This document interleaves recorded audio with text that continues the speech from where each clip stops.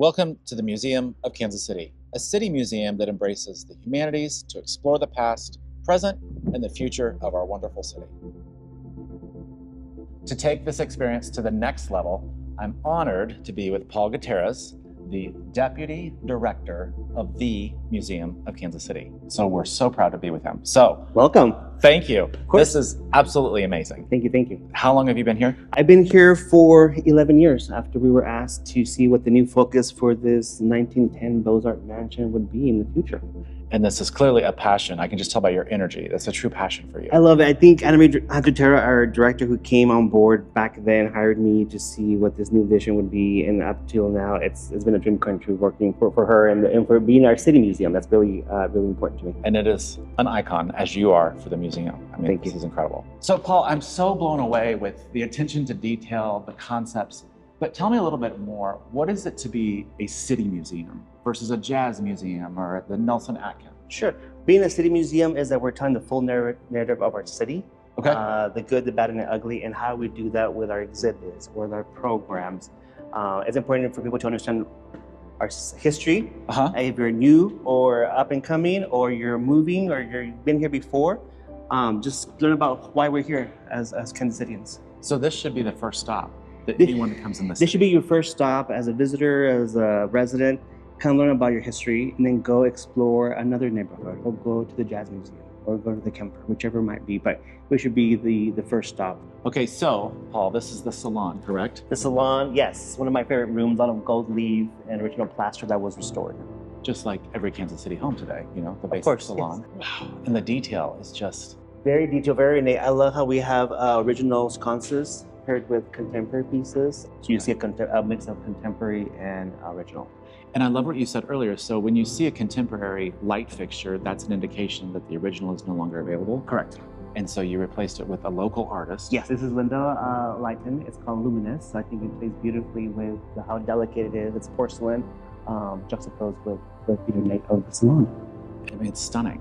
And every room in this building is stunning. Thank you.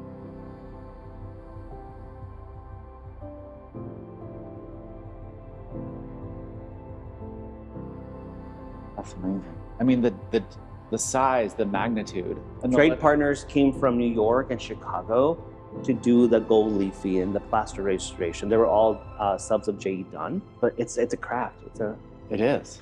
How many years from the time in which you said, let's do this, to the doors opened?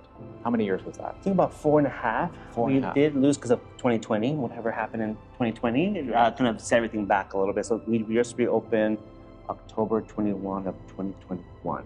And this is stage 1, Corinthian Hall. Okay. So you still have other buildings on the property. The property is in about 3.5 acres of land. Okay. It's a whole city block. So now we've done this for the mansion, and then now we have to raise money for the rest of the historic buildings on the property.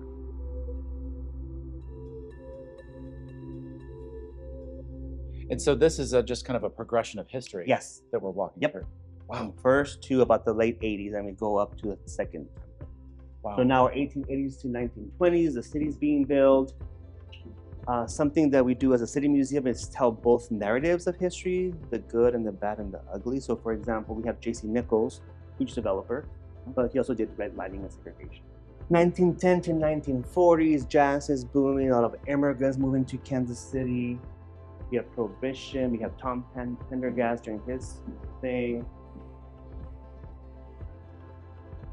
Activism with Drew Schaefer, his LGBTQ plus magazine, TWA. I love how you've just captured everything. I mean, Too. it's just like I think about like TWA, and you've got it. Yeah. You know, the jazz, you've got it. Everything that Kansas is about is all captured. Our story sharing gallery, we started off with 21 individuals telling their story, different capacities, abilities, genders, and who they are. And then we added more interactive with screens. You can hear them telling other individuals through these 2 big screens. It's incredible. I'm so impressed with all the interactive. Storytelling, hear poetry and jazz music on these little pods here. Wow. Admission is free to the museum, so we depend on funders and fundraising, Wisteria when it does some revenue. But general admission is free. Wow. To give you access to everything you see. This is Elixir, our new and improved soda fountain from back in the day. This is incredible. This piece, the back of that, the lamp, and that top are from the original soda fountain from the Kirby family out in Modena, Missouri. So, Paul, all of this is original? All this this mantle right here is original to the home. The idea with the visitor experience as a museum is that if you need a break, go get a drink or go play some pool. Or if you don't like to go up there, just have fun and bring your whole family. Doesn't matter what your interest is. Yeah. Make it an outing. Yeah. And it's an experience. Right. Yeah, exactly. Yeah. That was a whole design by Gallagher and Associates out of New York. They did the whole museum visitor experience plan for the mansion. And you've captured it. Thank you. Yes. I mean, I'm impressed. It took us 10 years, but here we are.